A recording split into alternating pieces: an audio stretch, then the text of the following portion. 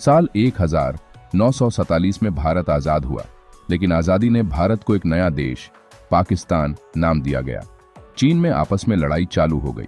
इसके बाद चीन ने 1949 में पीपुल्स रिपब्लिक ऑफ चाइना का गठन किया। नई भारतीय सरकार की सबसे बुनियादी नीतियों में से एक चीन के साथ सामाजिक मेलजोल और पुराने रिश्ते बनाए रखना था। भारत हाल में ही PRC को राजनयिक मान्यता देने वाला पहला देश बना। 1950 में चीन की पीपुल्स लिबरेशन आर्मी ने तिब्बत पर हमला कर दिया। चीन सरकार आज भी तिब्बत को अपना हिस्सा मानती है। बाद में चीन ने 1965 से 1967 में एक सड़क बनवाते हुए अक्साई चीन में चौकियां बनाकर कब्जा कर लिया। भारत ने इस कदम पर चीन का विरोध किया। भारत और चीन ने सीमा कूटनीति समाधान की तलाश करने का फैसला लिया। भारत और चीन की सीमा के बारे में लोगों को कुछ पता नहीं होने पर प्रधानमंत्री जवाहरलाल नेहरू ने संसद में घोषणा की कि भारत ने मैकमोहन रेखा सीमा को मान लिया। चीन ने इस बात पर कोई विरोध नहीं किया। उस समय चीन के अधिकारियों ने प्रधानमंत्री जवाहरलाल नेहरू की बात पर कोई निंदा नहीं की।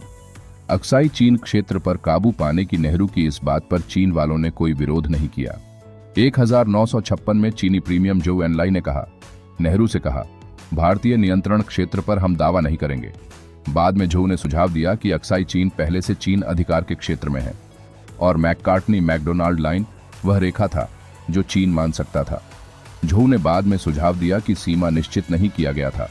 न चीन सरकार न ही भारत सरकार के बीच मेल जोल का परिभाषित नहीं किया गया था। इसलिए भारत सरकार ने एक तरफा रूप से अक्साई चीन की सीमाओं को अच्छी तरह से नहीं कहा गया था।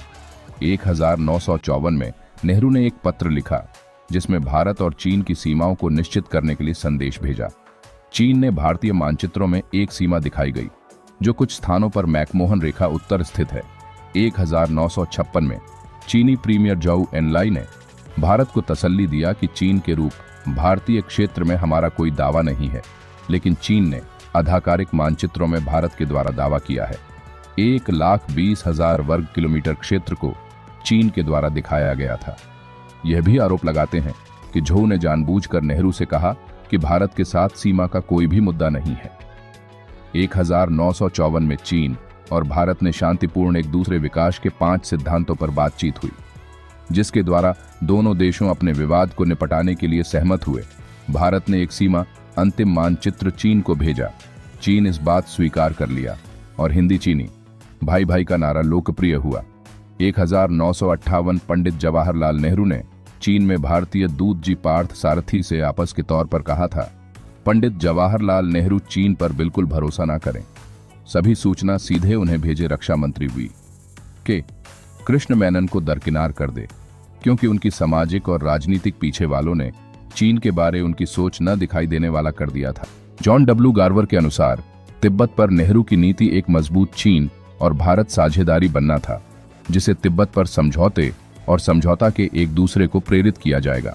गार्वर का मानना था कि पंडित जवाहरलाल नेहरू पिछले कामों से उन्हें विश्वास दिलाया था कि चीन भारत के साथ एशिया का मजबूत पहिया बनाने के लिए तैयार होगा।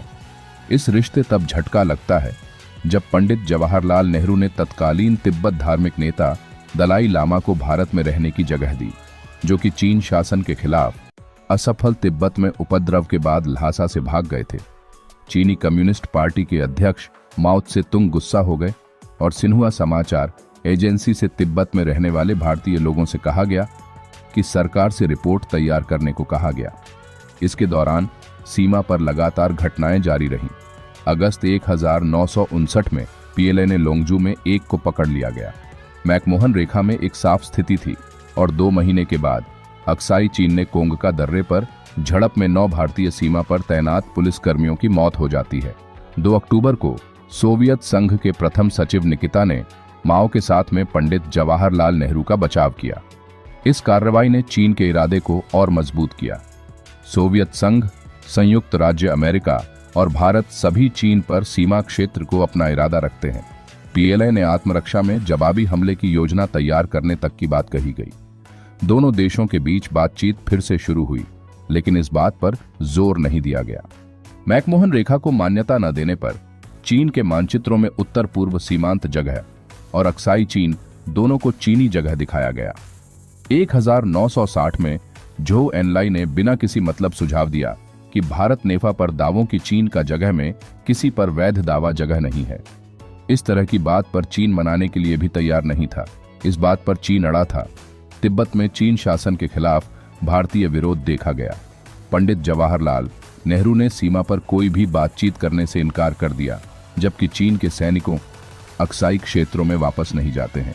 एक दिन ऐसा भी आया जिसका अंतर्राष्ट्रीय समुदाय ने समर्थन किया। साल 1962 गर्मियों का दिन था। ठंडी मौसम के दौरान भारत और चीन के बीच अलग अलग सीमा लड़ाई और दंगा भड़क उठता है। मई में भारतीय वायुसेना को आसपास क्षेत्रों में हवाई अड्डा बनाने के लिए मना कर दिया गया था। हालांकि इसे चीन और भारत सैनिकों के पक्ष में बराबर का मुकाबला करने के लिए व्यवहार का तरीका अपनाया गया। जून में भारत और चीन के सैनिकों के बीच लड़ाई होती है। दर्जनों चीन के सैनिकों की मौत हो जाती है। भारतीय खुफिया ब्यूरो को सीमा पर चल रहे चीन निर्माण के बारे में जानकारी मिल जाती है, जो युद्ध का नया संदेश देती है। जून जुलाई 1962 के दौरान भारतीय सैनिक योजना के बारे में चीन के खिलाफ जांच भी कराई और वकालत शुरू कर दिया गया। चीन की आपूर्ति लाइनों को काटने के लिए पर्वतीय सैनिकों को आगे बढ़ाया। जुलाई 1962 को 350 चीन के सैनिकों ने मैकमोहन रेखा के उत्तर में एक भारतीय चौकी को चारों तरफ घेर लेते हैं, लेकिन लाउडस्पीकर पर जोर आवाज आती है, तुम लोग इस क्षेत्र को छोड़ के चले जाओ। भारत के सैनिकों ने भी लाउडस्पीकर में कहा कि यह हमारा जमीन है, हम नहीं छोड़ के जाएंगे। इसके बाद चीन के सैनिक वापस चले जाते हैं। 22 जुलाई को भारतीय सैनिकों को विवादित क्षेत्र में पहले से चीन के सैनिकों को पीछे हटाने की अनुमति के लिए आगे योजना को बढ़ा दिया जाता है, जबकि भारतीय सैनिकों को पहले केवल अपनी सुरक्षा करने के लिए ही गोली चलाने का आदेश दिया गया था। अब सभी पोस्ट कमांडरों को धमकी मिलने लगी, पर चीन की सेना पर गोली चलाने का बुद्धि दिया गया था। अगस्त में चीन की सेना ने मैकमोहन रेखा के साथ अपनी लड़ाकू ट्रेनिंग दी गई थी और गोला बारूद, हथियार और ईंधन का भंडार करना शुरू कर दिया। 20 अक्टूबर 1962 को भारत और चीन के बीच लड़ाई शुरू हुई थी। चीन के भारतीय क्षेत्रों पर कब्जा करने और अपना दावा पेश किया। भारत और चीन की सेना एक दूसरे से लड़ाई करने लगी। यह लड़ाई 1 महीने तक चली। लड़ाई में भारत के 12 सैनिकों का मुकाबला करने के लिए चीन ने भारत से 7 गुना अधिक सैनिक मैदान में उतार दिए थे। पूरे 1 महीने के बाद 20 नवंबर को चीन ने लड़ाई को रोक दिया था, साथ ही विवादित क्षेत्र से हटने के लिए भी राजी हो गया। इसके बाद 21 नवंबर 1962 को यह लड़ाई समाप्त हो गई।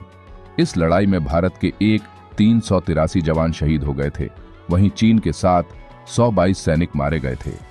यह लड़ाई लगभग 4 महीने पहले से चली आ रही थी।